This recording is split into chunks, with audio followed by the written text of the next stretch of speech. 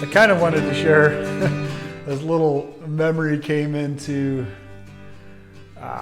as I was working out here in my shop today, a little memory popped into my head of, radios were off limits, like until you were 16, right? So, and then when you turned 16, you're still living at home, but you were allowed to have a radio in your bedroom. And a lot of people put them in their buggies if they chose to drive buggies. A lot of people, the group I hung around with, chose to get cars and drive cars. And we'll dive into that in a later video too. But you were allowed to have a radio in your bedroom. And so we would love to go over to our cousins' houses or our neighbors' houses where they had somebody who was 16 or older, and we would, spend the evening up there quietly listening to country tunes while our parents were visiting downstairs. But so at the age of, I was the second oldest child, and then I had a brother a year and a half younger than me. But age of, I don't know, I was 13 maybe. My cousins found a little Walkman style radio. It was just small, right? You guys remember, a lot of you guys don't know what the Walkman is, but it was like a Walkman, but it didn't have the tape deck. It was just straight up radio. They found it in the trash and it didn't work. So they gave it to me and my brother. And so we took it home, and we had to, we went to like a Dollar General store and we bought a $5 set of headphones, just cheapo headphones. And we brought that home and we plugged it in. Of course, the radio didn't work. So me loving to fix things and taking things apart, knowing how they work, we hid up in our room. I'm sure we were suspicious because we all of a sudden, me and my brother were nowhere around and everything was quiet. But we had our bedroom door locked. We shared a bedroom, and we took this radio apart, and we take it apart, and it's this, what do you call them now? Oh, so stupid. Can't think of the word. The little green boards with all the little just diodes and stuff on it. Not motherboard. I don't know. I'll put the word here because I'll remember it. So stupid. Just anyway. So we took it apart, and then here's that.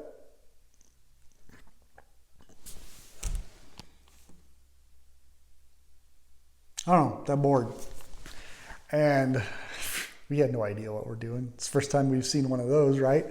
So I took some wire. I had some little wires or something, and I was, I told my brother to put the headphones in his ear, and we had batteries put in there, brand new batteries, and I was touching wires to these little different barrel-looking things and all sorts of stuff, and why we even tried, I don't know.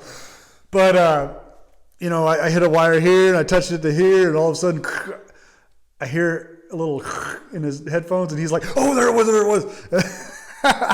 And, so we kept touching wires together, and somehow, I don't know how, some reason, it started working.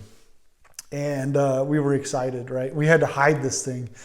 It took a couple times. I don't think it was in one sitting that we figured it out how to work. We'd work on it, and then Mom would call us for dinner, so we'd run down to dinner, and then immediately back to our rooms, not suspicious at all. But anyway, so we got this thing working, and we put it back together, and but it didn't have an antenna, so it was a box, like that, with headphones, and I think we had earbuds. Or we took the headphones apart. So he would have one headphone in his ear, and I would have the other one, and we'd be going to bed 8:30, 9 o'clock, school night, whatever. And we would find a country station, and we'd find the country station, and then, we'd have to, he'd be listening to one earbud, I'd be listening to the other one, but we'd have to hold it at a certain spot. And we're laying there in bed, holding this thing up, and we'd be listening to some music, and arms would get tired. So he'd be like, "Hey, it's your turn." And we'd give it to him, and he would hold it up. And it was funny, and it always sucked because, you know, it'd be like 3 songs and commercials.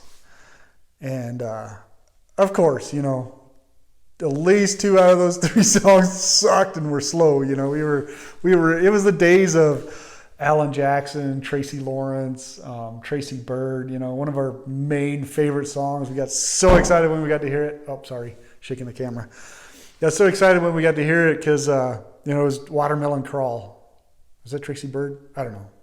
Do the Watermelon Crawl because it was upbeat. It was, you know, we loved it. We loved a lot of Alan Jackson stuff, you know, When Daddy Let Me Drive, or I don't know, Living on Love. Living on Love was a huge one, or Patty Loveless, or Chains. Is it Patty Loveless does Chains? I don't know. All those songs. But of course, you know, there's the slow ones. They had to play a lot of slow songs, and it seemed like they played 90% slow songs and 10% good stuff. So we'd sit there and we listen to these slow songs, and then another slow song, sucky one would come on. And then maybe finally a good one, and then commercials. And then some more slow songs and commercials, and then another good song, you know. But growing up without music, this was a treat. This was awesome. So yeah, this is a memory I shared with my brother. That was our first little radio, and then I think I hear some girls coming in here again.